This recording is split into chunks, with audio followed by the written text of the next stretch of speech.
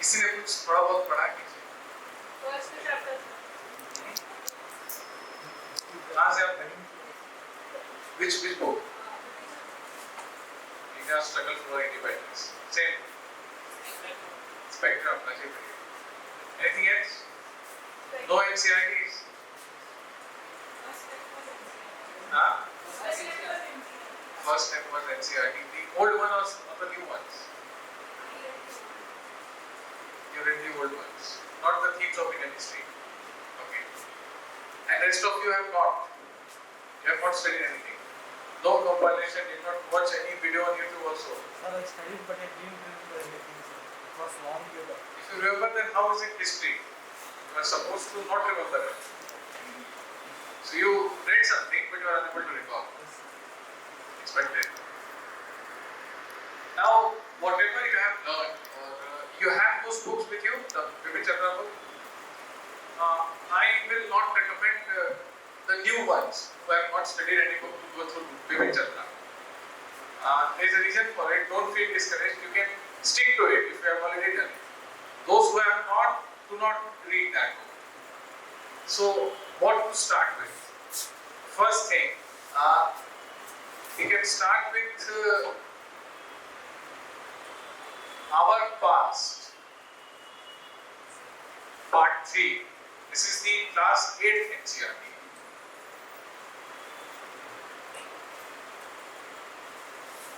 I am confining myself to modern Indian history. I am not going into the ancient and the medieval one. So, our past, part 3, 6 and 7 are for ancient and medieval history respectively. And then the extended version is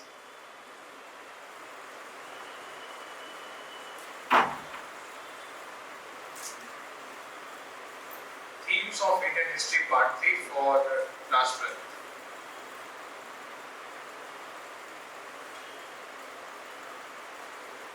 These two books deal with modern Indian history. Now, apart from NCRT, these are the new NCRT. This is what is known as the new NCRT. These books are very, very factual.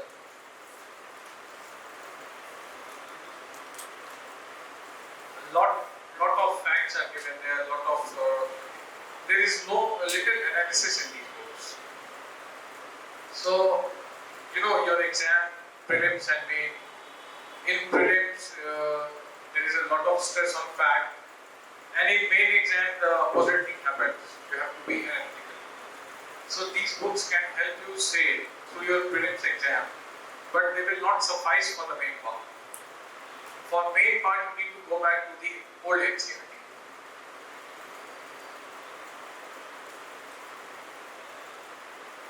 Old NCRT was written by Bipin Chandra, and now it is no longer being published because that's why the new books have come. However, there is this particular publication, Orient Black Swan, that is reprinting that old NCRT at a comparatively high price. So, if you don't want to buy it, take the soft copy from me. Now, what happens here, that it is written by Bipin Chandra. Bipin Chandra has authored several history books. He has authored the ones that you have read, India's Struggle for Independence. He has written this NCRT. There is another book by the NBG, the National Book Trust, which he has authored, India's Struggle for Independence. A very thin book that is. So out of all these books, just read this whole NCRT and nothing more. That's it. Rest, don't read any books for modern India. Whatever we will cover in class will be more than sufficient. So how we intend to cover the modern Indian history, and those who have had some reading of modern Indian history, if you can tell me from where modern India starts, is there a particular year which I can say that this is the year from which the modern Indian history starts? Is there anything like that? Anyone? No? Then?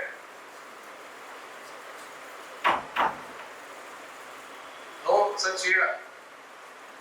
Then how do we know that this is modern Indian history? There is no such here. Then how do we segregate history as ancient, medieval, and modern? 1757. Why so? Because metropolis happened. Many battles happened before that also. Why so much emphasis on a particular battle? Why you can say so?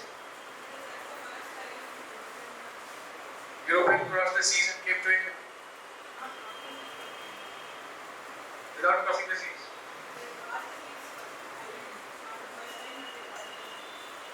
That is, they came to India for the first time. No, not 1498. That would be 15th century. 15th century is still medieval. 1498 means 15th century. From 1501 to 1599 would be 16th century. So now we are living into 21st century. But the thing is, there is no event on the basis of which history is segregated. No, not a particular spin-off event that someone came to India or some battle happened. No. There are certain phenomena on the basis of which history is classified as medieval, modern, and ancient. Ancient history dates back to prehistoric era. See, today I'm not teaching, I'm just introducing the subject. This is what I do in all my classes, the first class. So don't write anything, just listen and try to remember the important things that I tell you. History is the earliest part, that is the ancient Indian history or ancient. Your syllabus, you just have to study ancient Indian history, and world history you have to study just modern world history, no ancient and medieval world history. So it starts from Paleolithic era, that is called Old Stone Age, which was 10,000 years before the birth of Christ. Now from that era, there are several incidences, several milestones, and human history, almost 90% of human history is still confined to Paleolithic era. So what we are discussing would be not even 10%. And that too confined to India. Don't claim omniscience after reading your modern Indian history for UPSC. You are just studying a drop in the ocean. In fact, we are studying sanitized history, let me put it very bluntly. Not the real history. It's a sanitized history. Red version, here I say that. Now, what happens is that from Paleolithic to Harshvardhan, the Pushyamukhi dynasty, this is actually 10,000 BC to 7th century CE, 7th century CE. From 10,000 plus 700 years. This is the amount of ancient history. From there onwards, from 7th century onwards, 2 to 3 very important incidences happened. One was the rise of Islam. Prophet Muhammad was born in 570 CE at Mecca. He died in 632 CE, the Prophet of Islam. The first Islamic invasion in India was in 711 CE when Muhammad bin Qasim, at the behest of Baghdad's commander Hakim al-Hajjab, invaded anyone? Sindh. Okay, Raja Chaj, the successor of Raja Chaj, Raja Tahir. There is this famous book, Chaj-Nama, by Ali Kufi, which has captured all these incidences, the primary source. So from there, several incidents kept on happening around the 7th century. Then, if you can postpone sending the message, ma'am. If it's urgent, you can do that. Give it to me, I can type faster. So, from 7th century CE, several invasions kept happening incidentally. Now, they were met with strong forces in India as well. Until 12th century, when Muhammad Ghori came. Now, Ghori had a slave. His name was Qutbuddin Aibak. And he established what is called the slave dynasty or the Mamluk dynasty. What is the difference between a slave and a Mamluk? Anyone? Mamluk were the military generals, slaves were domestic helps. Like slave or ghulam could help you in washing your clothes, cooking your food. Okay, these sundry stuff. Mamluk was the one who went, the foot soldier who went to the war. So Qutbuddin was the Mamluk of Ghori, and from there started the slave dynasty. Okay, when Ghori defeated Prithviraj Chauhan in Delhi, 1191, and his ghulam, his slave, Qutbuddin Aibak, established what is called the slave dynasty. Now he was succeeded by another series of ghulam, the Balbans, the Iltutmish. Okay, so slave and then their slaves. There were 11 kings in slave dynasty. Okay. Now the last king, Kaimura, he was succeeded by one of his general, Jalaluddin Khilji. So from slaves to Khiljis to Tughlaqs, okay, to Sayyids to Lodhis. This is how the history of Delhi and the adjacent areas go. It is given in your syllabus. Unfortunately, Indian history is weaved around Ganga and Yamuna, the North India. There is more to Indian history, but just that the textbook needs serious updations. I hope it happens in the new education policy. At least what I have come to know about it, we are writing 200 more pages. There are several layers of history. It's not only Delhi NCR who is on the throne of Delhi, but until now the syllabus is set. And after that, the last Sultanate is divided, as I told you, from this Mamluks, Khiljis to Tughlaqs, to Sayyids to Lodhis. 5 different dynasties. And the last Lodhi king, Ibrahim Lodhi, he was defeated by Babur. Now, this is where, another very important turn of medieval history comes. The Battle of Panipat. In your main exam, you have had this question in paper 1. Why so many empire-shaking battles were fought at Panipat? Lodhi was in Delhi. Babur, where was Babur from? Babur was making a lot of news few months back. Aware of it? Not aware. Come on, I'm talking about the Supreme Court judgment. Yes. So, where was Babur from? Ayodhya. Beautiful. And where was Lord Ram from? Uzbekistan. Babur was from Uzbekistan. Where is Uzbekistan? How many of you can locate it on the map? Yeah, no. यहाँ से right जाके Caspian Sea. It's on the bank of Caspian Sea. But this is not how you describe a particular location. Like I asked you, is Hyderabad, don't tell me it's on the bank of this river. Is it so? Delhi is not at the bank of Yamuna. Agra is also at the bank of Yamuna. It's Central Asia. Earlier it was part of USSR. Now it's called CIS, the Commonwealth of Independent States. So, from Uzbekistan he came to Kabul. And from Kabul he came to Delhi and he uprooted the Sultanate. So from Mamluks to Lodhi it is called the Delhi Sultanate. The Sultanate. Okay. The last Sultanate king was Ibrahim Lodhi, defeated by Babur. And now came the Mughals. Mughals are a hybrid of Genghis Khan and Temur Lan. From their paternal side, they were related to Temur, and from their maternal side, Genghis Khan or Genghis Khan, the famous Mongolian king. So they came to India and they established their capital at Delhi. Now from Babur to Aurangzeb, do you know the genealogy? In Hindi there is a word, I guess you will not be aware of it. Vansh Vrikshavali.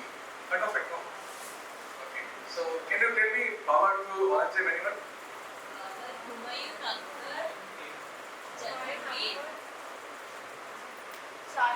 Shahjahan, Aurangzeb.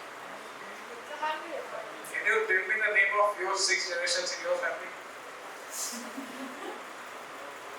You know about Mughals, not about your family. 3 I know. Only 3, and Mughals you know 6. Anyone knows his 6 dynasties in your own family? You know that? But just one. And Mughal, and you also.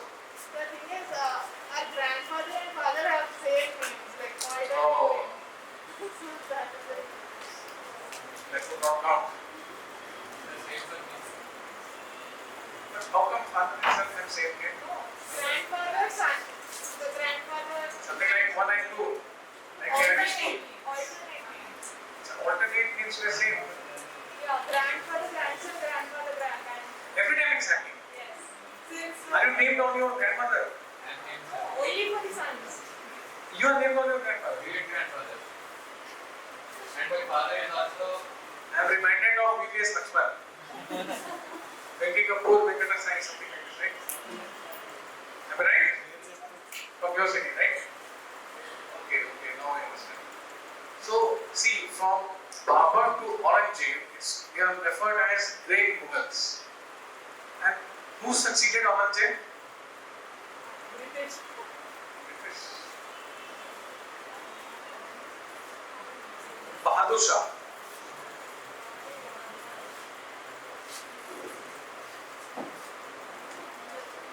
Not the Bahadur Shah that you have heard of.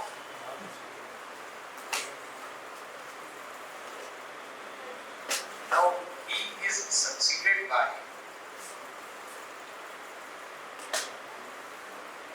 Bahadur Shah.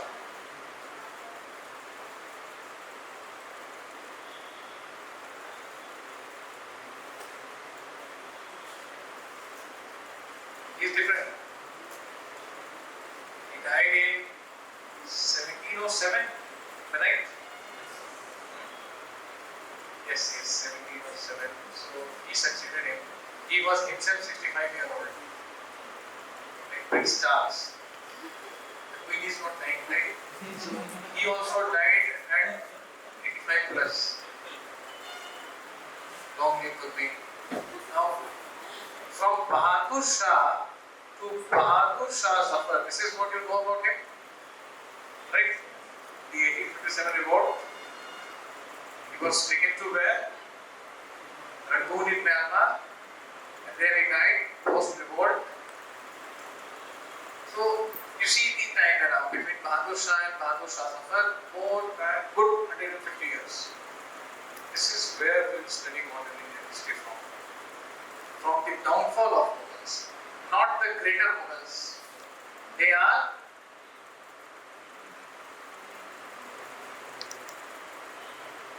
there is an adjective attached. Now these are called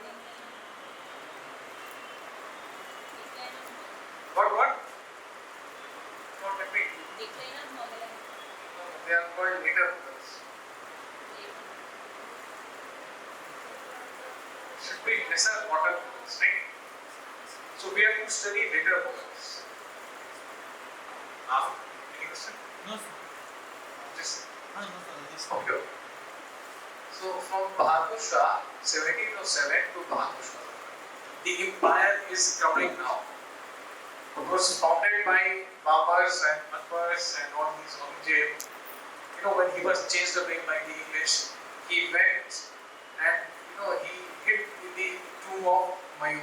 It's in Delhi. It's a UNESCO heritage site. मयूर के मकबरे में जाके ये छुपा था। मयूर कब्र में late रहा होगा, मैं उधर कमेंट ले रहा होगा कि कैसा पैदा किया है अगला generation.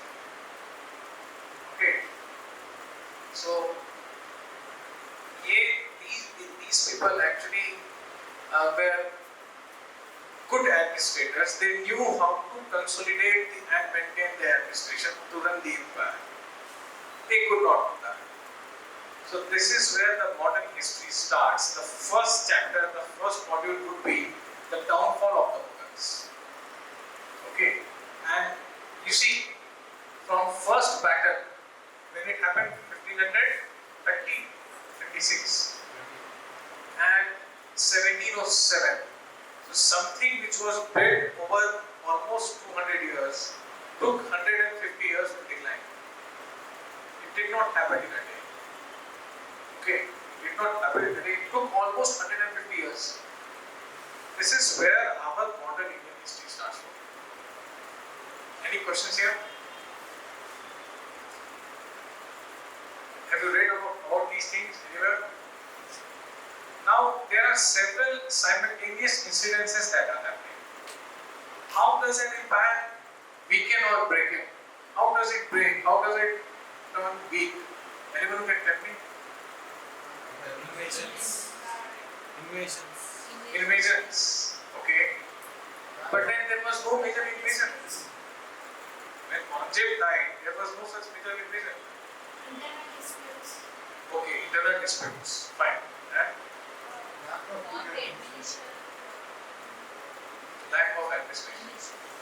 Okay. What else?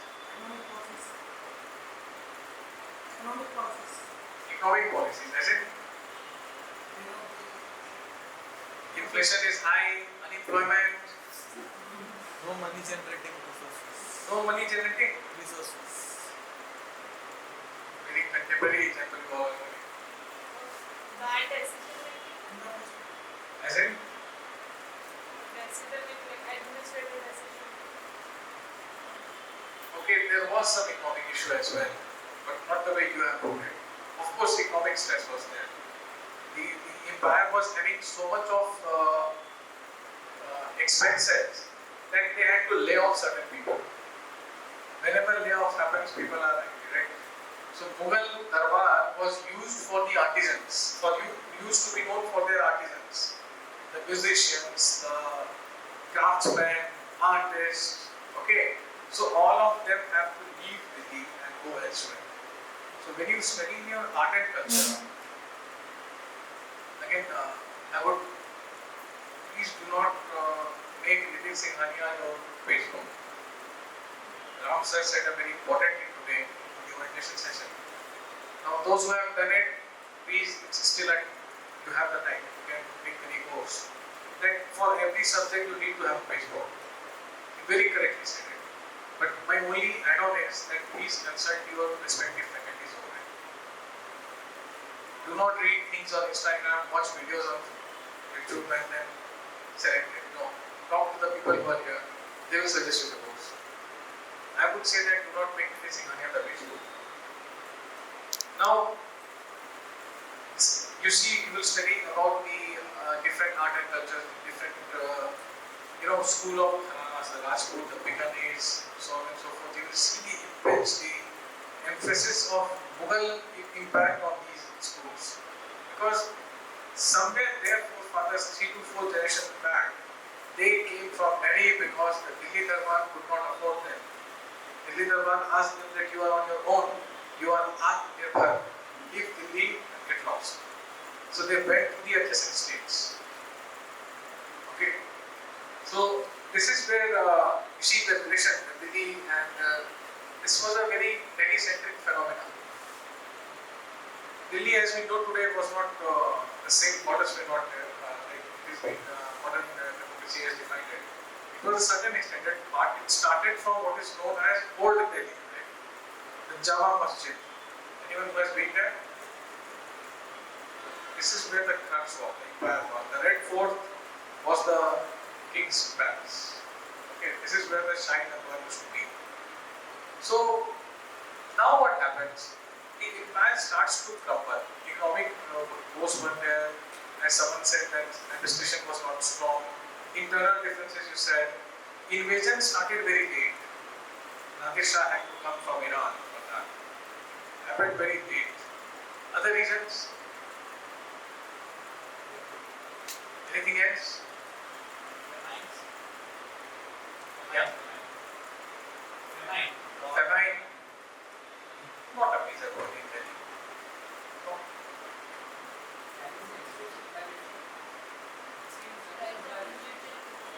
I'm going to give you. extreme centralization actually not, because the Mughal Empire was based on extreme centralization. Always. So the problem lies with the leaders, not with the system. These people could manage extremely centralized administration. They could not. So blame them. Okay. Anything else? Now you see another attached topic, the advent of Europeans. Who came to India first from Europe? Portuguese. Name? He discovered the sea route.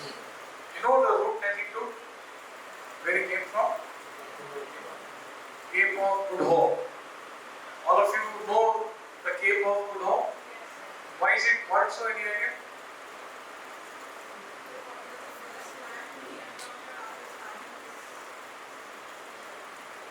Your faces are closed, I am unable to locate the.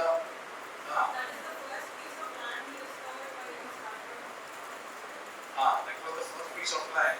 And when he took and almost U-turned, he thought that now I will reach India.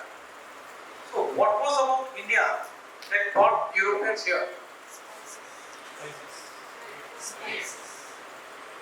The spices were one of the reasons. There were other things also, the precious gemstones. Okay, the different types of herbs. Ivory, yes.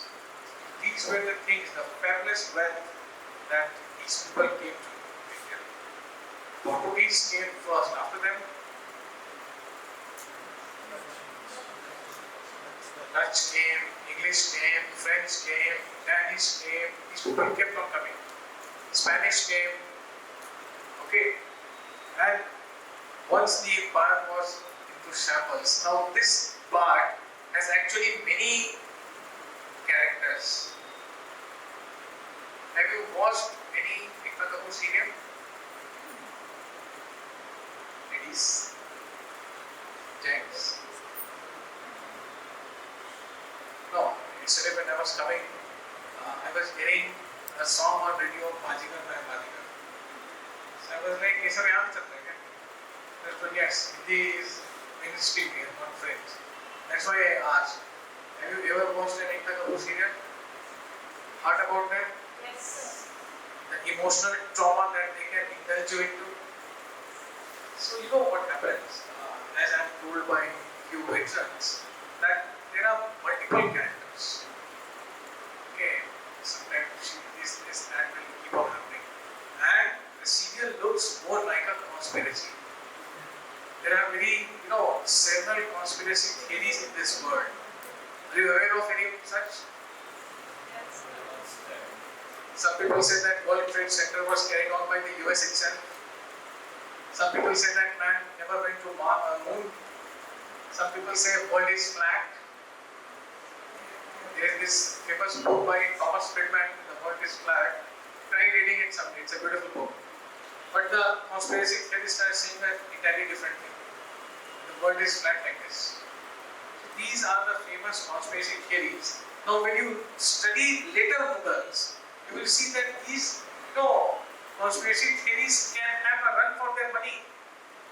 The way the nobles actually Red Fort was the headquarter of conspiracy theories. Now why I am saying so? Because as I told you that Mughals were a crossbreed of the Mongols and the Taimurs. And Mughals came from Uzbekistan. The origin lies in Uzbekistan. Now before them, several inclusions had already happened. There was a guy called Mahmud of Ghazni. Syria. Heard of him? Where he came from? Syria. Ghazni, Syria में चला गया. Ghazni is in Afghanistan. Now it's in Afghanistan, not in Syria actually. Gori is from Syria. But he was also a neighbor. The mountain passes. Now, Mughals have a certain Mongolian angle. You know where is Mongolia?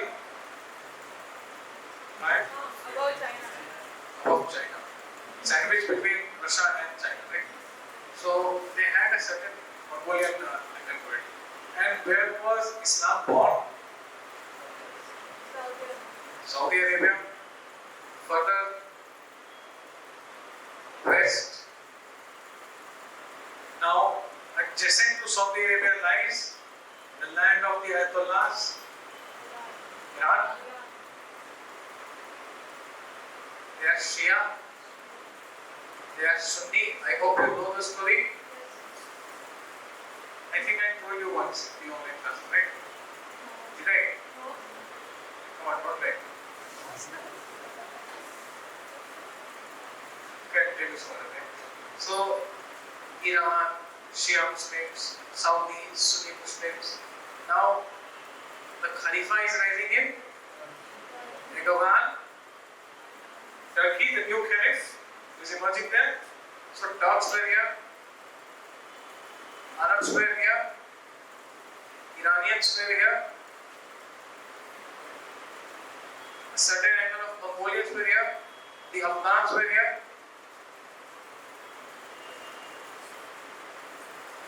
Enrichment, you see, right?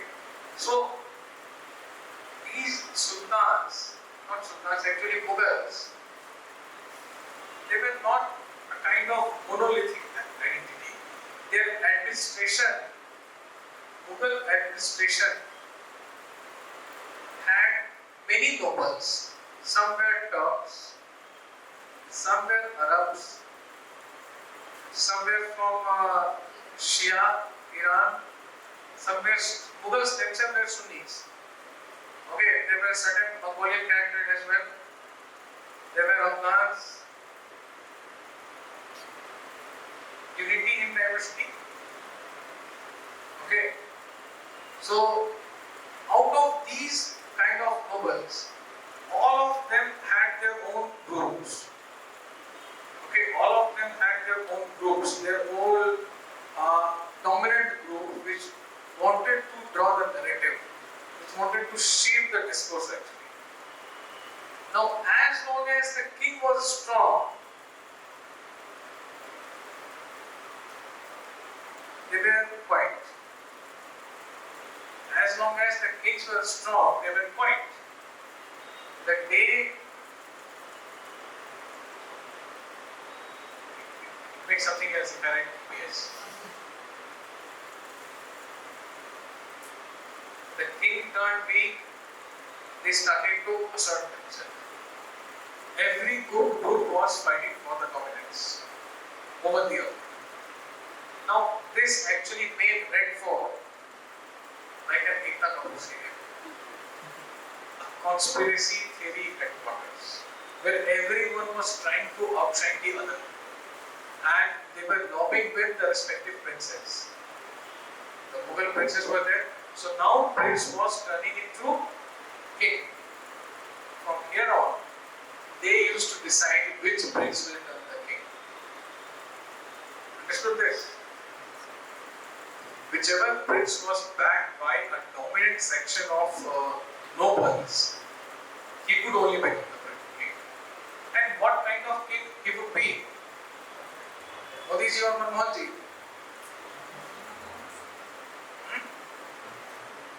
Come on, don't be shy. No one is going to do anything. Go. Okay. I am saying a proper noun, you are telling an adjective. Modi ji or Manmohan ji? Yes. The king was controlled by the nobles. The king had no autonomy of his own. And when the king has no autonomy, can he decide on the bilateral relations? Can he decide on the economy for which some of you were blaming? The rot within the Mughal administration was because of the infighting of the nobles. And what happens when the central empire tends to tremble?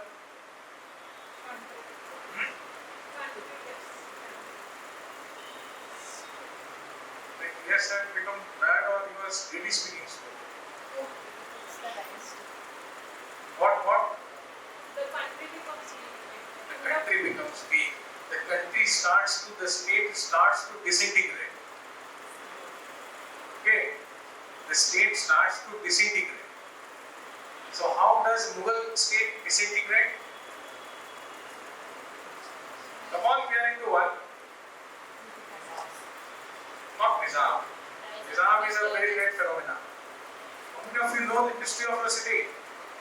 All of you are from Hyderabad? Heard about Kilij Khan? He is the founder of the Hyderabad state. So 3 independent states emerged.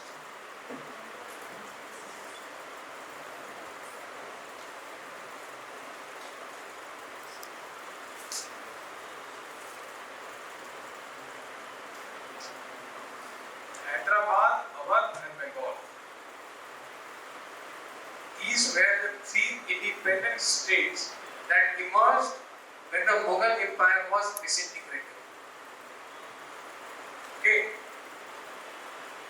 Until now, they were being ruled by the governors. Ashok was the governor of Mathura when his father Bindusara was the king. So kings used to send governors to the provinces. Today we have the CMs, the PM sits in Delhi, and all the states function as part of the same federal structure. Then also same thing was happening, just the nomenclature was different. Okay, these governors used to report to the king in Delhi. They used to send the annual tributes. You know what is annual tribute? A kind of share of the taxes. And this is what has been collected in our X rupees in this fiscal year. This is the revenue that will go to the Mughal king. They could not raise tax on their own. They could not make money. These are the sign of the sovereign.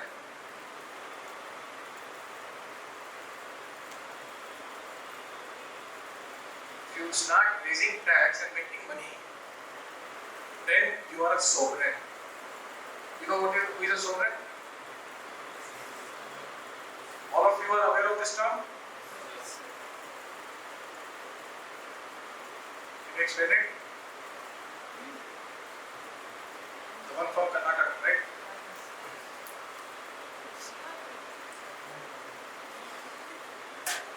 Are you from Karnataka?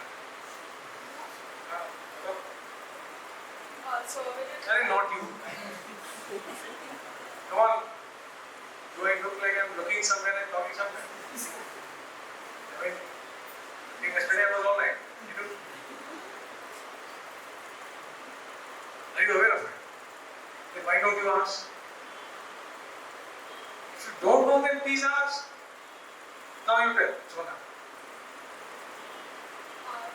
Sovereign is like an independent entity who can, like, we can make decisions on our own and there is Free no from outside influence.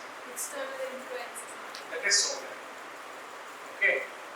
So they were not sovereign until the king was strong. Now they turned sovereign.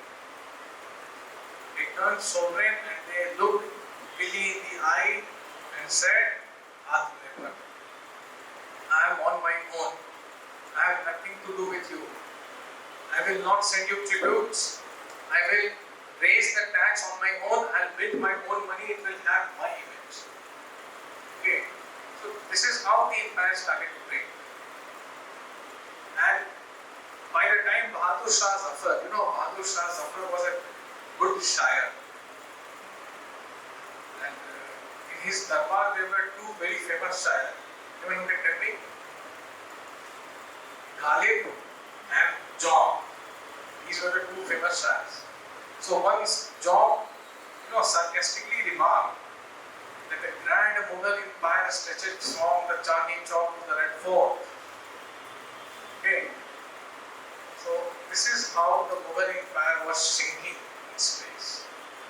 And lastly, Bahadur Shah was asked that leave Red Fort, you should not be in such a magnificent place. He was shifted to somewhere near Mehrauli, near Qutub Minar. A very humble apartment was given to him. successors of Bahadur Shah Zafar, not Bahadur Shah. Not Zafar, his successors. Now, independent states started to emerge. Infighting is happening among the Mughals. There is no able and strong administrator in Delhi to take care of the empire and the regime. And then the Europeans are coming. Are you all understanding these things? Is it not inevitable that the Mughals will collapse? I mean, if they were saved, it would have been a very strange thing. Right? So anything, when history fails anything, any empire, any king, any dynasty, there are several reasons attached to it. Not one reason, right? It does not happen in one day. Now, Aurangzeb, though there are certain historians who try to put lipstick on a pig, Aurangzeb was a thorough bigot. Okay? Forget what uninterested tells you. He was one, and I am quoting from the primary sources. What he himself has written. Okay. Now, one, are you aware of something called buffer state? Please explain. It is a territory where both countries should not enter. Not exactly. Your corollary is correct. But like Bhutan and Nepal between India and China are the two buffer states. See, if not for Bhutan and Nepal, can you imagine the extent of border India and China would be sharing from Kashmir to Arunachal? Right? इतना नहीं है तब तो एक दो बार हम लोग लड़ चुके हैं. अब अगर सच में इतना कंटिन्यूअस रहता, the chances of confrontation would have increased. So buffer state lower the tension. Now you can say neither of them enter because it's a different territory, it's a sovereign territory, right? So there was a buffer state between the Mughal Delhi and the Marathas. Okay. The Deccan. There were certain Deccan sultans over here. So here were the Mughals and here were the Marathas. And there was this buffer zone. Aurangzeb attacked and annexed this buffer zone. He defeated the Deccans. So now Marathas and Mughal share the border. Right? The confrontation was inevitable. I mean, two powers, Shivaji Maharaj and Aurangzeb. Aurangzeb was very, very powerful. No doubt in that. In your entire syllabus from ancient to modern, Ashok is the king who is having the largest territory, followed by Aurangzeb. And there is a difference of just 1700 years between the two. Still, Aurangzeb is unable to match him. He is second. Okay. So now, a confrontation was inevitable. Now, you know what he called Shivaji? He called him Pahadi Chuha. Because Shivaji used to aware of guerrilla warfare, or you know, explain. Yeah.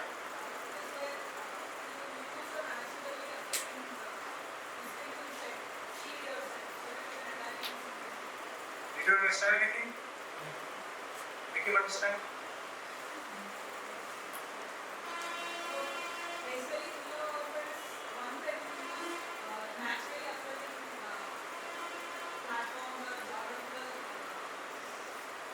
Naturally occurring as it?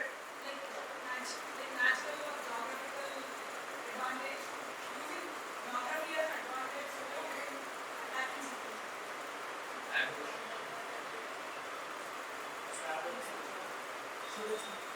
Why make it such a complex issue? Never ever celebrated birthdays?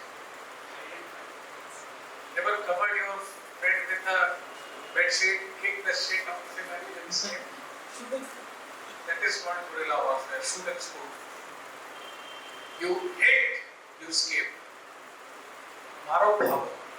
Shivaji was a genius in guerrilla tactics. Rana Pratap actually used it against Akbar. Rana Sanga used it against Babur, and Shivaji used it against Aurangzeb. Now, when this tactics is used, when you are outnumbered, when the enemy is 1:10, you cannot take. The idea is to surprise the enemy. That is why they used to hit during the night. Attack, kill, loot, run away. Otherwise, the reinforcement to the right. This is what the Naxals do.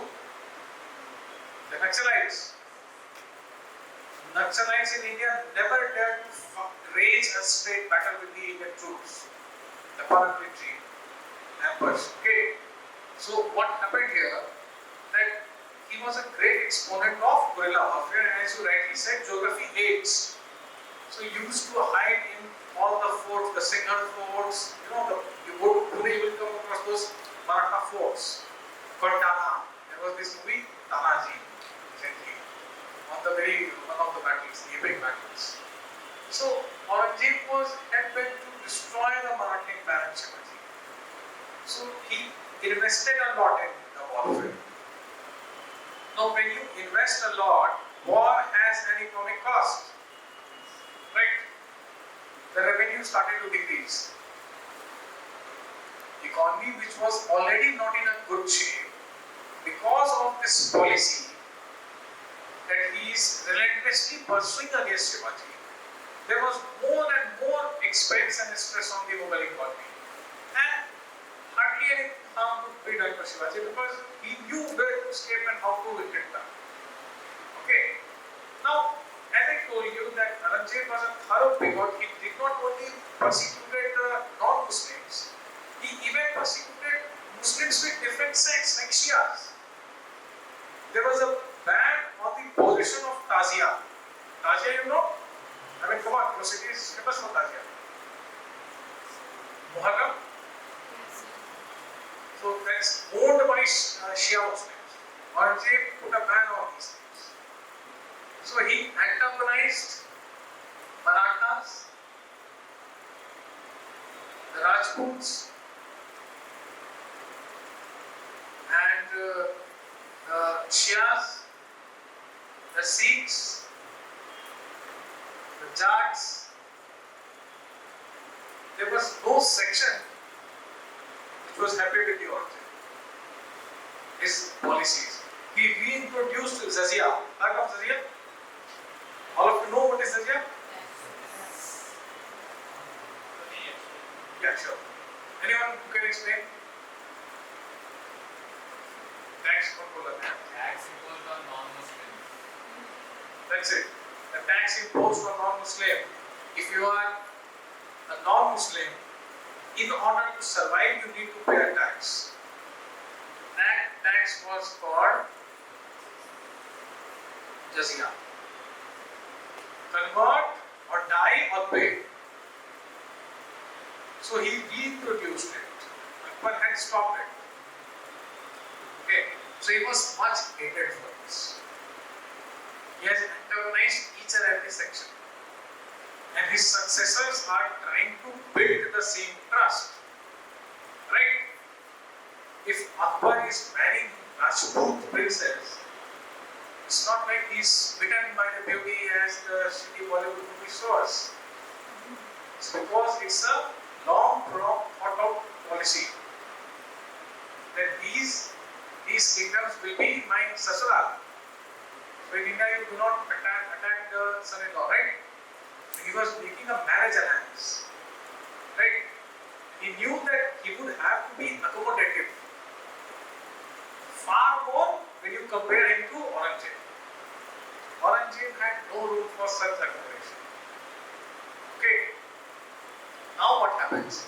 His successors, from Bahadur Shah to Bahadur Shah Zafar, you will hear about the Ali brothers. Heard of them? They were for a long time known as the kingmakers in Delhi. They used to decide who will sit on the ground now. They were a very powerful group of rulers. All these people tried to build trust but someone or the other still remained antagonized because the damage was so massive. They could not ever come out of shadow. Right? So the intolerant, the hatred that Aurangzeb had towards the rival sects and the non-Muslims was also one of the reasons. Right? You understood this point? Anything else that you can come across that you know of?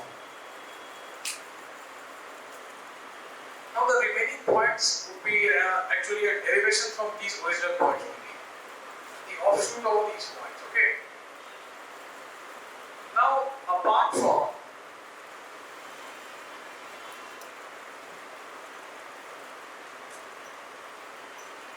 what I'll do is, I'll just write the name of the modules and the sub-modules. We can note it down, okay? So that we know what we are studying.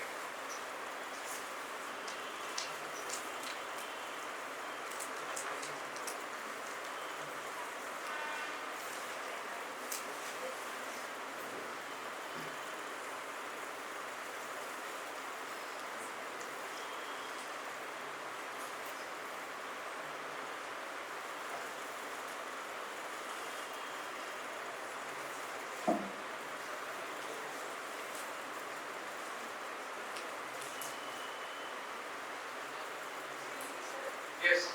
Can we say Aurangzeb was more religiously motivated than politically motivated? Can we say Aurangzeb was more religiously motivated than politically motivated? You cannot segregate politics from religion. Can you?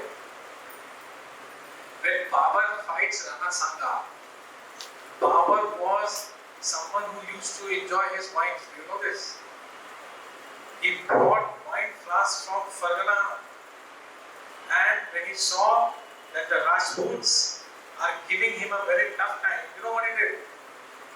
He break those wine flasks in front of his soldiers because a true Muslim does not drink. शराब इस्लाम में हराम है, पता है? तो Babar broke all his wines and said it's not a political battle, I am doing a jihad. He has used this term against Rana Sanga. When they defeated Rana Sanga, cheers. Where is religion out of politics? When has it ever been? Gandhi's support to Khilafat, was it only political?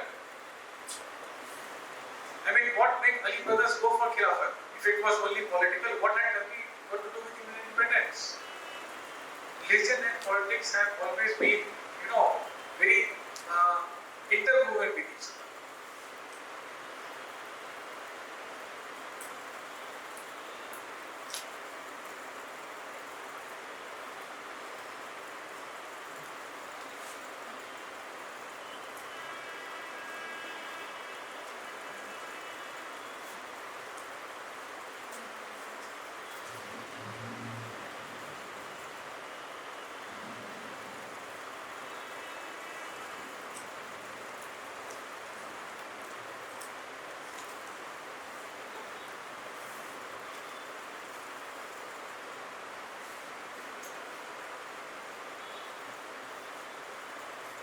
It's not the proper order, just like this.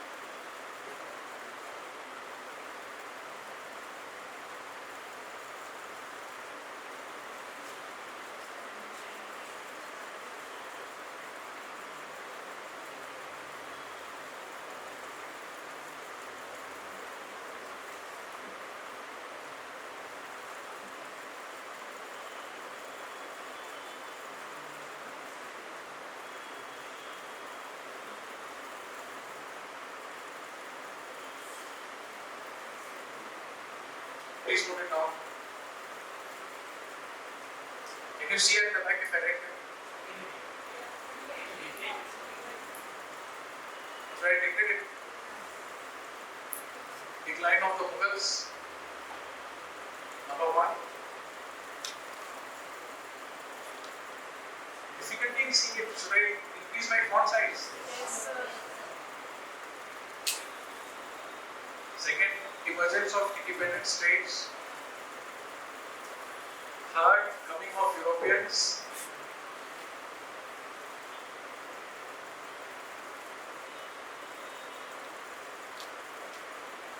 Fourth, consolidation of British Empire. And Dynasty. Fifth, apparatus of British Empire. Fifth, apparatus of British Empire. Till here everyone has noted? Sixth, reforms and rebellions.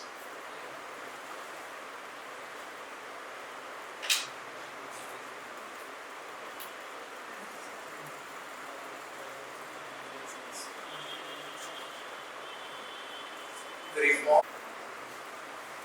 The sixth would be early Indian response, the reforms and rebellion. Early Indian response, reform and rebellion.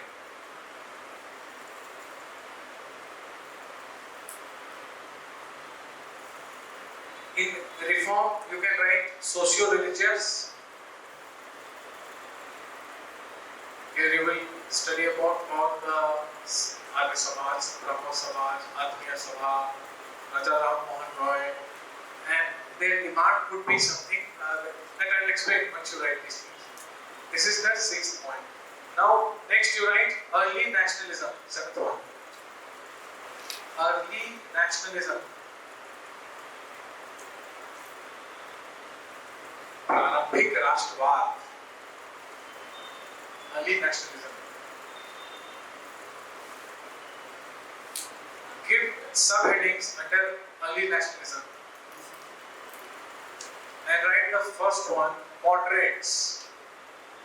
Narm. सबने बताया था meditation में आप लोग गए. In the literary incidents, Narm. That is moderate. Second, extremist. So can I From where? what is the first one? And the First one are moderates. Congress was formed by moderates. Okay. The Dadabhai Naroji, W.C. Banerjee, Gopal Krishna Gokhale, they were moderate leaders. Then came the extremists, the second point.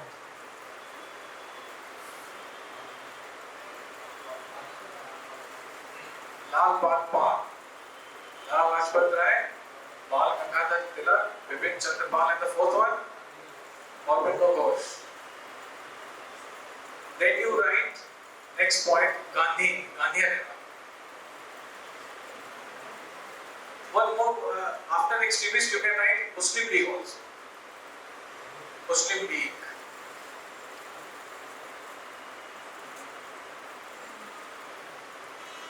Next you write Gandhian era.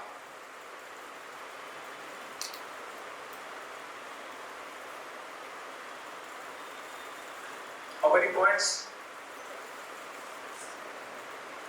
How many points? 4.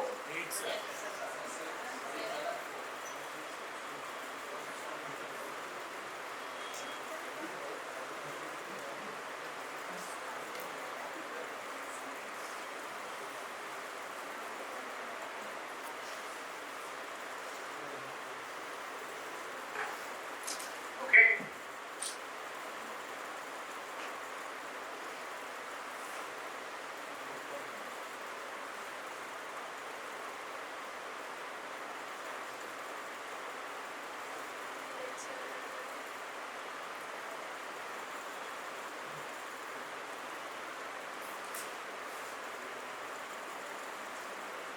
The three Gandhian blockbusters, Ahmedabad, Kheda and Champaran. Where is Champaran? These two? These two are in Gujarat, Champaran is in Bihar. You know, Gandhi came to India in 1915. Okay, after we are then I'll talk about these things. Else, I'll going to introduce the entire module. After Gandhian era, Gandhian era is 8th, 7th or 8th. Okay, Eighth. next you write.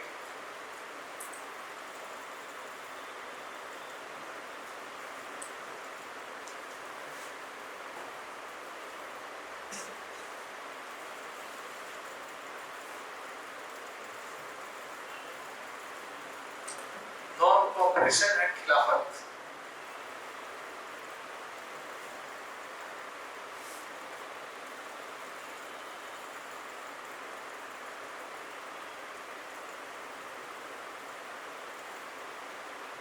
Next would be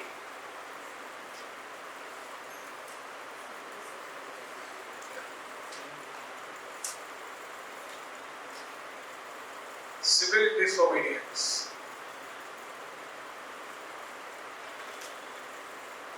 And after that you write Quit India movement.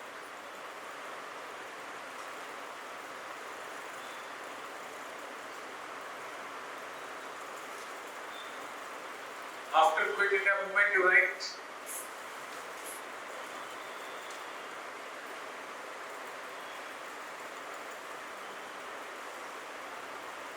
Red Revolt, Royal Indian Navy.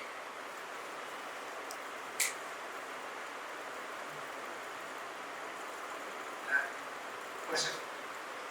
Red Revolt and इसी के साथ आप लिख लो Wavell Plan.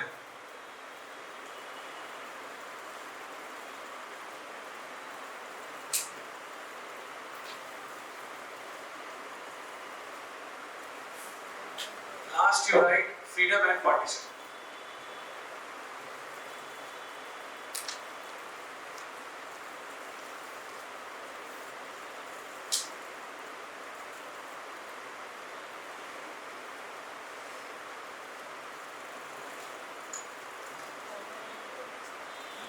These are the things that we have to study. On your part, you just need to read the NCERTs for now. Every other thing will be provided by me. I'll make you write something, I'll explain certain things, and I'll provide you with the printed notes. Would that be alright?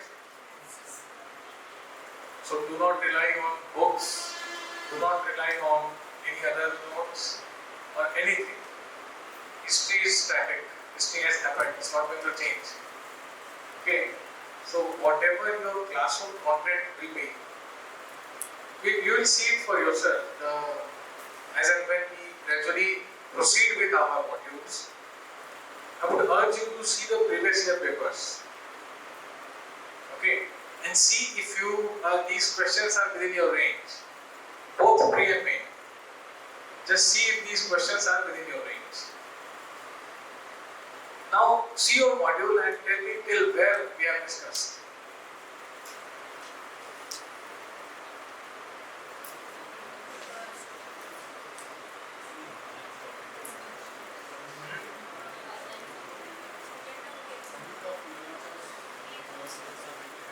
Now, there is a certain history to it, certain European history, which we shall see very briefly.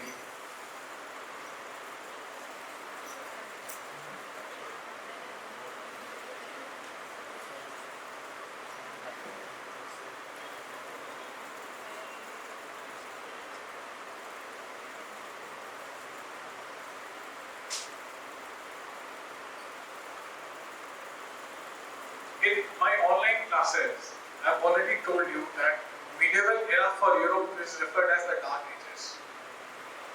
Anyone who can tell me why?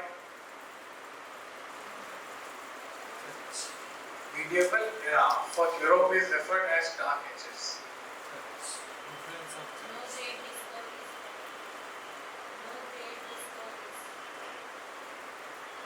And what else? influence of church. Influence of church. So, what the influence of church resulted into?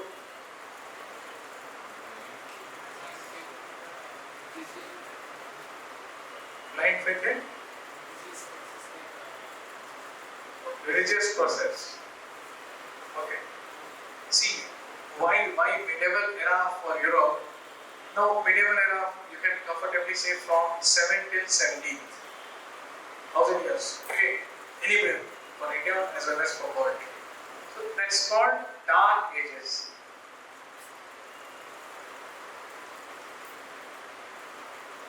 Okay. Now in some books you will see 6th also. So don't get parishan mat karo also. Okay. The church actually used to influence each and everything. Okay. Dominance of, I'm not talking about a certain church. Church as a religious institution. Right? Church as a religious institution.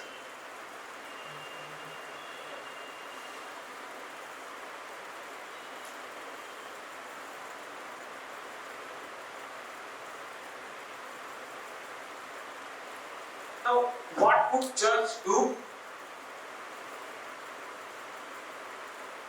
In your paper one, last year, there was a question. What France can learn from Indian version of secularism? I have told this, and why it is so, the history we will learn today. Church used to call all the shots, even in political matters. Okay, church was a very privileged and a status quoist institution. What is status quoist? No change. There should be no change. Someone who says this is a status quoist. So why church used to say this? To retain its power. To retain the privilege more than power. Now who would resist change? Someone who is doing well or someone who is doing miserable? Someone who's doing Miserable will always want change so that he could come out of his miserable situation. Right? Someone who is well off, someone who is prosperous, someone who is affluent and privileged, they will resist the change. Correct? So whenever there is a talk of reforms, the first opposition comes from bureaucrats. Right? Because they are privileged. They have to be status quoist. See, human beings are big. You have studied about inertia in your high school physics. And what does the law say? And what about a body in rest? Until an external force, जब तक लात नहीं मारोगे नहीं हिलेगा. Same goes true for human beings. Okay. What is true in physics is true in social science as well. People are inert, right? Outermost shell is filled. Now what happens? That church was such a privilege and these societies were elitist, conservative, privileged. Are you all understanding these words? Conservative? What is this? Sacrosanct set of traditions and values, right? What they have been doing since ages, these practices are very dear, right? Elitist, there is a clear-cut divide between the elite and the non-elite. To quote Karl Marx, the proletariat and the bourgeois, right? So, church was at the apex, and religion and politics were intermixed. You will see this in India also. When you will study ancient Indian and medieval Indian history, you will see that. You know, ancient Indian history is having a very cliche term. What is that, you know? The Brahminical orders, they would say. That Brahmin and Kshatriya had a nexus. Brahmin Brahmins used to legitimize the Kshatriya. Similarly, church used to legitimize the king. Same thing happened in medieval Indian history. All these sultans, you know the fancy titles that they have took, Naib-e-Khudai, Farre-Izadi, Insane-Kamil, a complete man. Immense. Sikandar-e-Sani, second Alexander. Farre-Izadi, the enlightened one. Naib-e-Khudai, the shadow of God. So these were the titles that the medieval kings took. Ashok called himself Devamappa Priyadarshi. What does that mean? Devamappa Priyadarshi. Devamappa, beloved of Devtas. Priyadarshi, who looks beautiful. He was actually very ugly. He had a very bad skin. That's why when he was born, Bindusara was like, "Gee, who is this?" He was never a favored king, a favored child of his father. But he asserted himself, became a formidable warrior, and became the king. One of the greatest. Harshvardhan, you know what Harshvardhan did? He used to mint coins with Lakshmi and Garud on one side and himself on the other.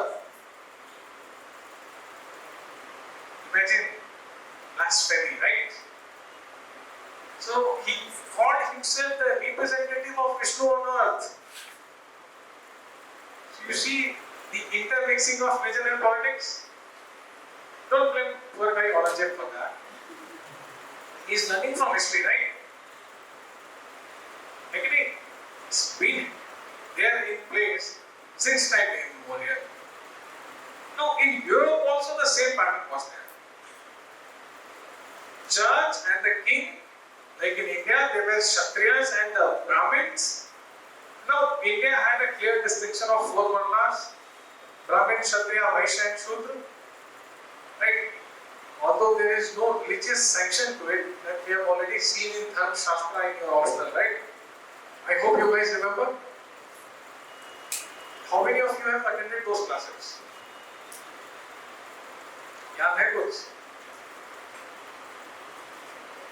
यत्र नारयो पूजन्ते रमन्ते तत्र देवता, कहाँ लिखा है? मनुस्मृति में. This is a श्लोक from Manusmriti.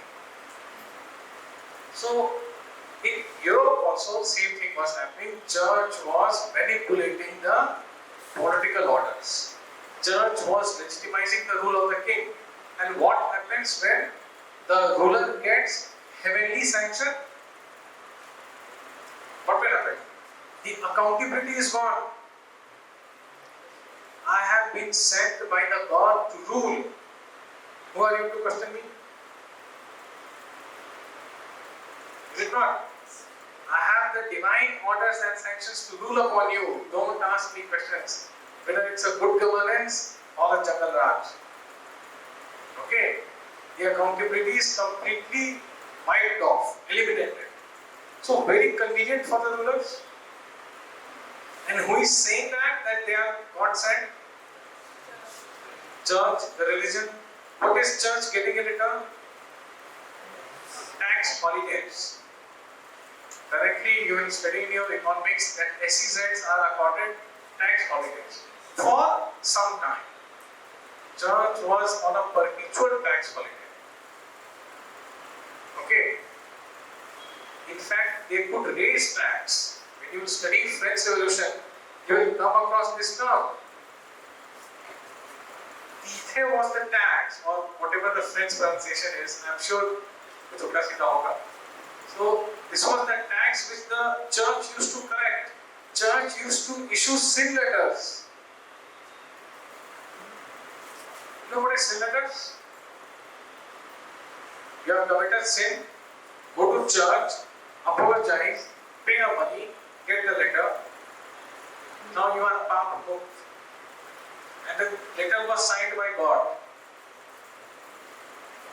Of course, by the priest on behalf of God, the agent of God. So religion is on behalf of God sanctioning the king. Church was getting all these perks. Church was getting huge amounts of land, gold this is how the Nexus was there. And it was there for ages. Almost something happened in 14th century. Renaissance happened. Heard of this term? How many have not heard of it? Just two of you. All others have heard of it? Someone please explain it then.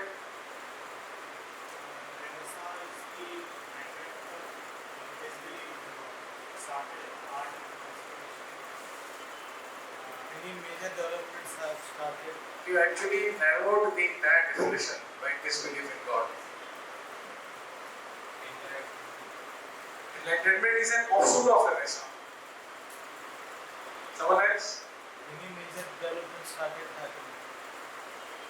How it's not It was a revolution against the ancient architecture. See, again, you are doing a very baroque analysis. It was against everything. Why was it against religion?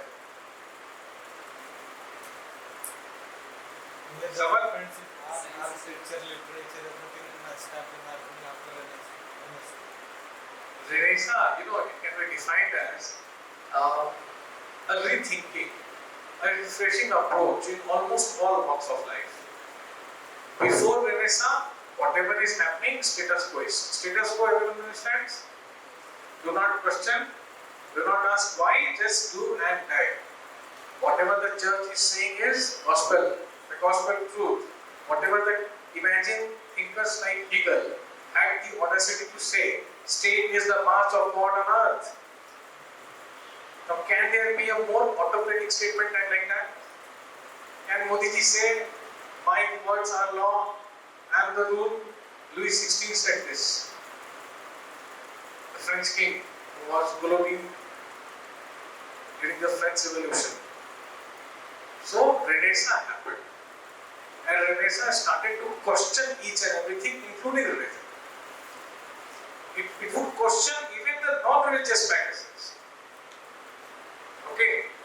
Questioning every tradition, raising doubts, which until Renaissance no one was doing. So it's not a particular day someone woke up and said, yes, Renaissance has occurred. It's a phenomenon. It cannot be confined to a year or a day or even to a decade. It's a 200-year-old phenomenon.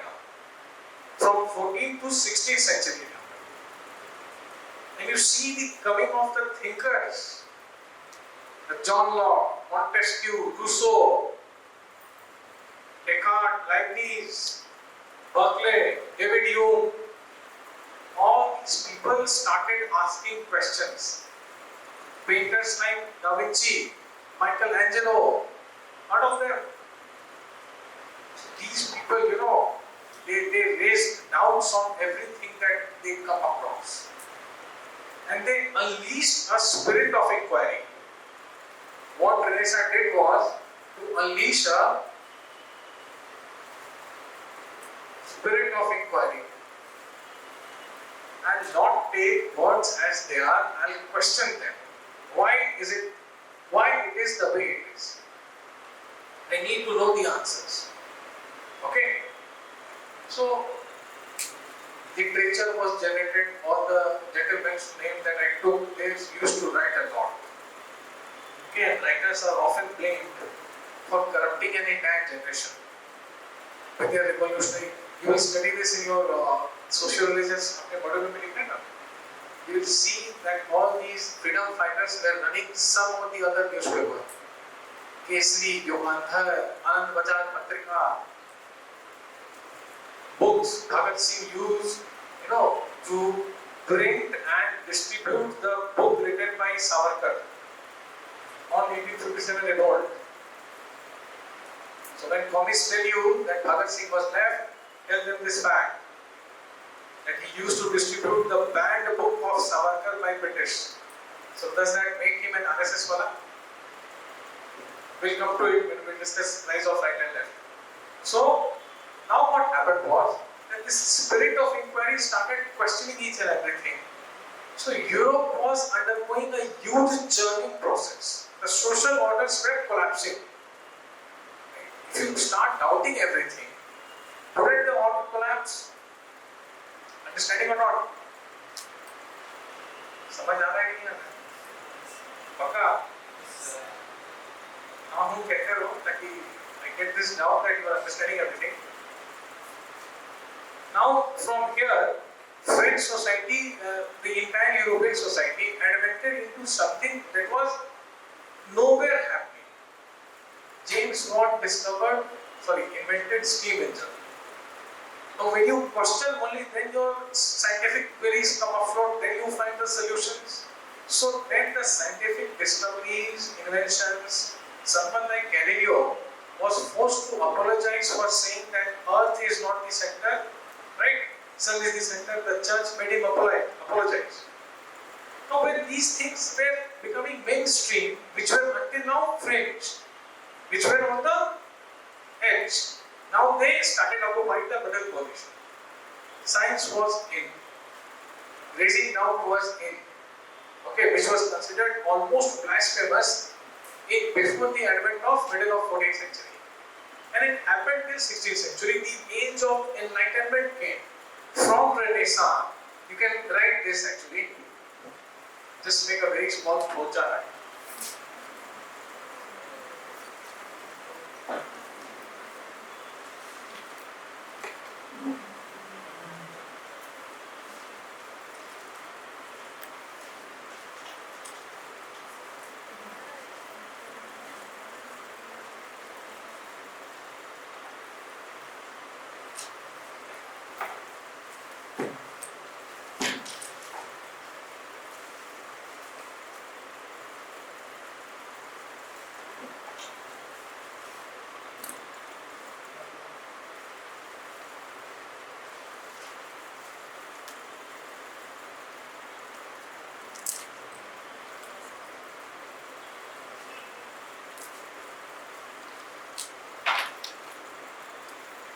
Now you understand why we are discussing these things in modern Indian history? Even see the last one.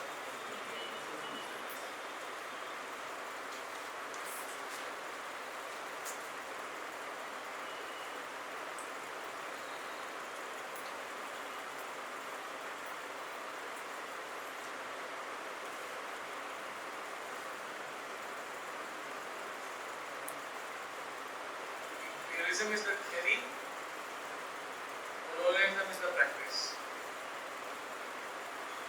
Are you reminded of something else? E. Grace Atkinson in Feminism. Go and revise that chapter, something similar like here, theory and practice.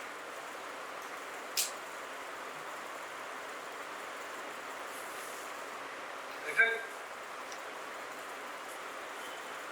So, Renaissance led to the age of enlightenment. Literature started emerging. Now, you will study when we'll go to the IGP part, the Indian government and politics paper. All of you are bosses, right?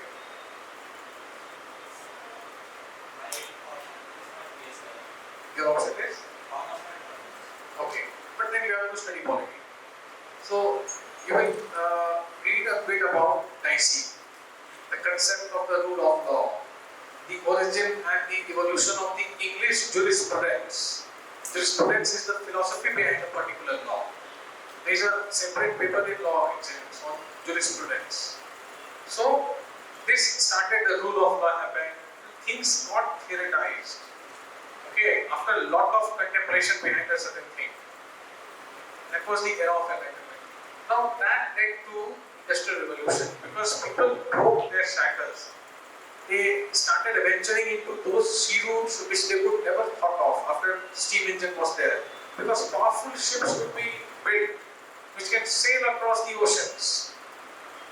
Right? And again this was the era when capitalism was in a very nascent stage.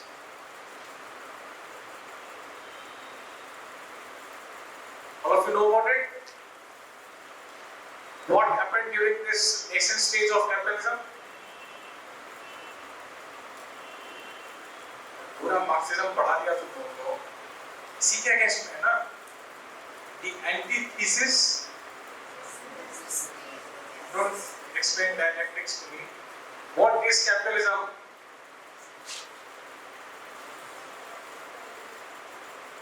Online offline में भूल जाओगे.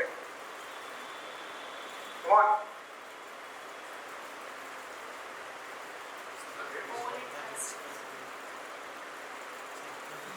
Factories were there.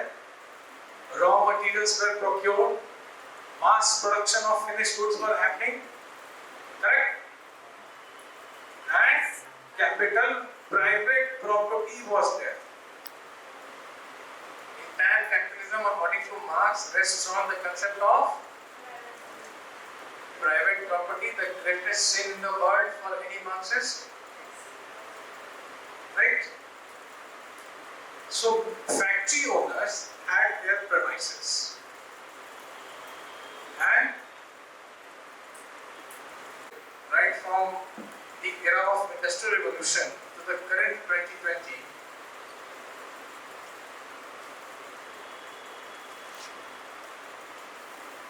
raise revenue and decrease cost, right?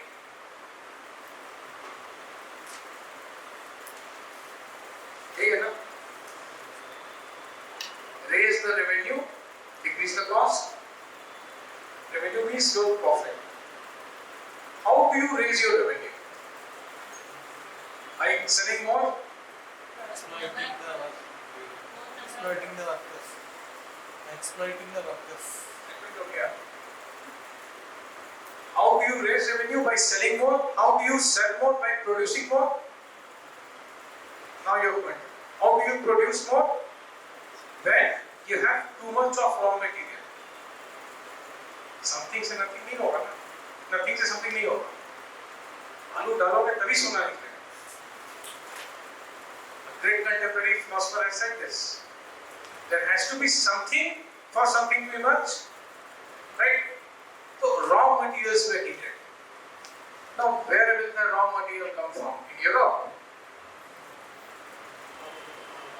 Europe is having which type of climate?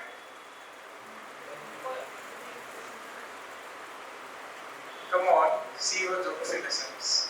Recently has already taken that. The climate is very extreme over there, right? I think people in South India don't understand what is extreme. We in Delhi, every year we are pasteurized. You understand what is pasteurization? 100 degrees Celsius, then 0 degree. So 0 degree is in 2 months, not 0, December and January, and then entire year it is 1 year. So England is having a very extreme climate, only cold and dry. So what will be the resources over there? Same type of things will happen. In the colony, not the colonies, in the countries of Asia and Africa, where there is an unequal distribution of geographical factors. Somewhere you have mountains, somewhere you have sea, down south. In north we have the Himalayas. In northeast we have the place where it rains a lot. Right? In west again we have the coastal areas. So geography is different. The resource distribution happens to be different because of the geography. Correct? Now this resource division makes the country or the area very resource rich. So where will the resources come from? From the lands of Asia and Africa. Correct? So Europeans were incentivized to turn to Asia and Africa for the resources. Are you understanding? Because their factories have to produce more. So if they want a particular cotton pant or shirt, the cotton will come from Bengal. Right? Now Bengal lies in India. They have to come to India to annex it. And something similar can be said about entire Asian and African countries. They became the cheap sources of providers of raw material. Correct?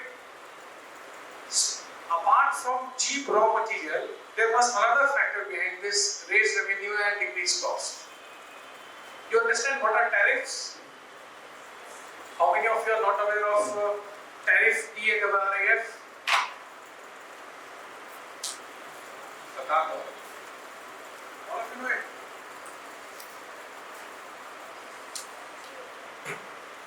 All of you know what are tariffs? Yes or no? Yes, sir. चार बार पूछ रहा हूँ बता.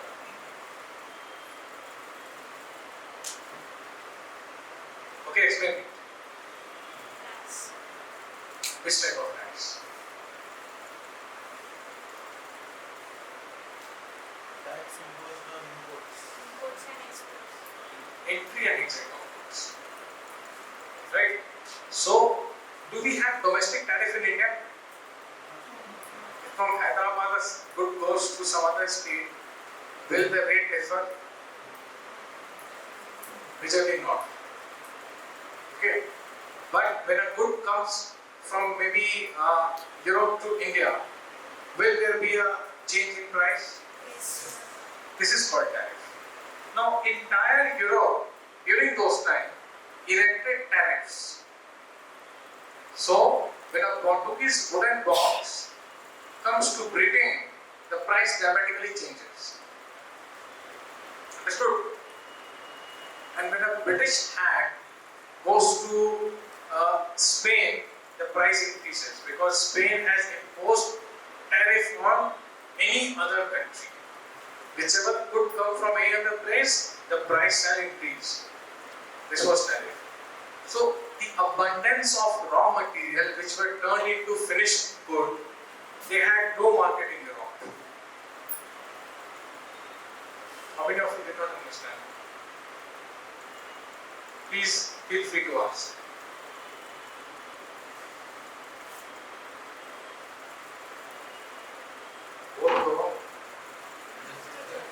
All of you. Sure? Can you explain it, what I just said?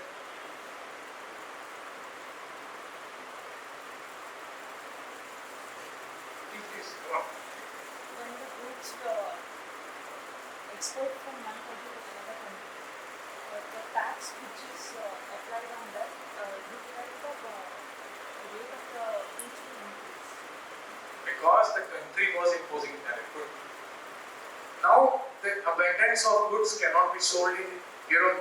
Every country has erected tariff to protect the capitalist interest of the indigenous country. British capitalists want that British interest would be at highest. Same goes for any other European country. So where will they sell their products? To all these Bukharangas of Asia and Africa. But how? Do we have the purchasing power? So of course there has to be small packages, right? Just like Surf Excel being sold at 2 rupees pouch. So that the idea is to hit the bottom of the pyramid where resides the maximum of population. So custom made goods will come. Tea, coffee, cotton, nylon, jute, rubber, tobacco. All these were majorly introduced by the British. And see the kind of infiltration these products have done. Some people cannot rise without tea and coffee, right? Now in a country like India, which used to take pride in things like lassi, nimbu pani, a hot country, who needs tea here? But you see, even in some people are having tea, right? So we were made used to these products, the colonial products. And where was the tea farming done? Assam and Darjeeling. So why would the locals allow you to cultivate tea on their estate? You need to have political authority for that. Correct? So the product will be also sold in these countries. The raw material will be procured from these countries. And who will work on the machines? Bloody Indians, black Indians. cheap labor. Indians were still at a very, advantageous position compared to the Africans. Africans were plugged into what is called slave trade. The Portuguese started it. You know what is slave trade? Explain it. Selling slaves to a market. Slave, human beings sold like commodities. Okay, slaves were chained. Slaves were taken from Africa to Europe on ships. Half of them died on way. They were dumped into the sea. The conditions in which they operated were subhuman. When a slave tried to escape, any person who kills a escaping slave was aborted. There should be a museum of the atrocities of Britain. British generals used to pose with severed heads of slaves pinned on the walls. So imagine this entire whiteboard being covered with heads. And there is a British general posing with it that I have killed and beheaded all these people. This is how slave trade was done. India was still relatively better position compared to Africa. Okay. The racial discrimination was very much there, but the inhumane treatment manifested in different forms in the two continents. So, raw material, market for finished goods, cheap labor. Are we giving any incentive for them to come and attack us? On top of this, leaders. Bahadur Shah Zafar राजा थे कि शायद तुमको नहीं पता. Okay, not strong leaders were there. None of them. They were into anything but administration. The infighting was happening. Just showed you the various nobles, the Turanis, the Iranis, the Shias, the Sunnis, the Afghans, the Arabs, the Mongols, the Turks. The infighting is happening. Independent states are emerging. Hyderabad, Awadh, Bengal. Now, what else incentive one needs? Try to empathize with the Europeans. Okay, study history with value neutrality. Not be enraged that they came and did that.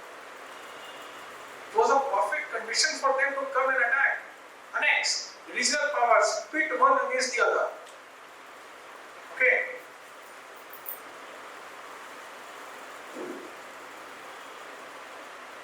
Okay. We'll carry on tomorrow. Any questions anyone has? Any questions?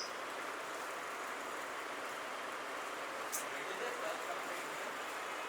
Portuguese. When did they come to India? Which year? I guess 1498 the sea route was discovered. It was prior to Industrial Revolution. 1898 was prior to Industrial Revolution. Now, when did industrial revolution happen? 70s. It cannot be one date confined for it. It kept happening and happening. Now, 17th century, large scale industries were set up. Even before that, how did he come here? He had that mechanized ship. Right? Any other doubt? Understood till here? Please ask if you have any other questions.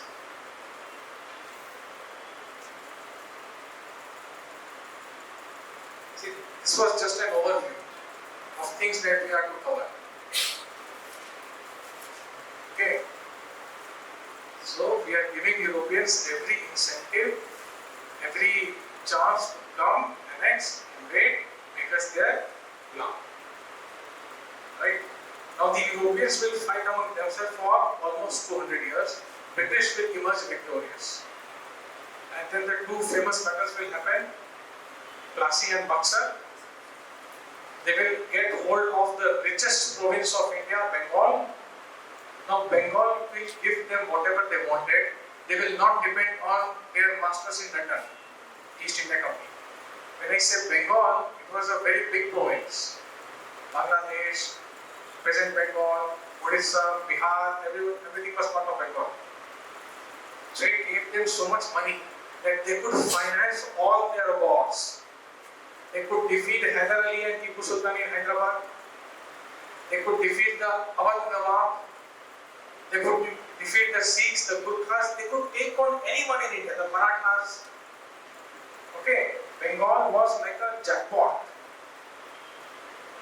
And then the British firmly established their rule. They passed on various acts which enabled them to rule India in a very smooth manner. And then several referees happened, then came the 1857 revolt. After that, EIC will be replaced by the British Crown, that is the English Parliament. And then you see the Congress. Congress being formed in 1885 by the moderates, their policy will change. Extremists will come. Then Gandhi will come. From 1950 to 1947, it is entire Gandhi. This is what we have to do. So see you all tomorrow, 9 a.m.